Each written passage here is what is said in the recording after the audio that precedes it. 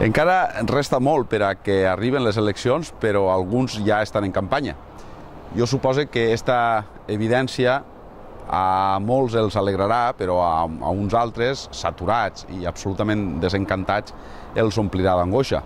Però la veritat és que en un sistema on la participació activa i permanent de la ciutadania és la gran assignatura pendent, poder triar els teus representants és l'única arma que sembla que tenim i, a més, una arma molt temuda. Tots fan una crida al vot útil, com si el ciutadà no votara allà, equivocadament o no, allò que més li interessa. Les primeres eleccions seran les eleccions autonòmiques i municipals. A Gandia, l'alcalde Orengo es prepara i convida a la ciutadania a una festa que presumptament organitza el Partit Socialista, però de la que, i encara que això potser ja no siga notícia perquè ho ha fet moltes vegades, es val de mitjans institucionals en benefici propi.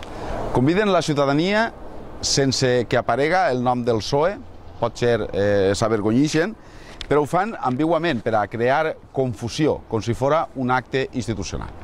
Convida a Orengo, però quin Orengo? L'Orengo alcalde de la ciutat o l'Orengo secretari local del Partit Socialista? Com dic, i potser no siga notícia de tantes vegades com ho ha fet ja, continua confonent partit amb institució i utilitzant els diners de tots en benefici propi. Recentment tornaven a traure al carrer una campanya institucional amb el famós coret, que ara torna a aparèixer novament a esta tarja d'invitació a la presumpta festa del Partit Socialista. Malament, perquè això és una altra manera de corrupció. Pot ser no una manera tan evident o una manera tan cridanera com la del cas Gürtel, però al cap i a la fi, corrupció. Però el més indignant és que creuen que els ciutadans es xuplen el dit.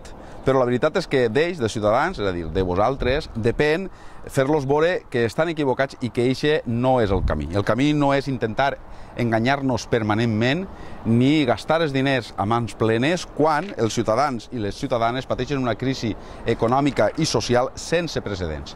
Però, clar, com no hi ha ningú que els ho diga, ells estan legitimats per a creure que és el camí que realment hem triat entre tots.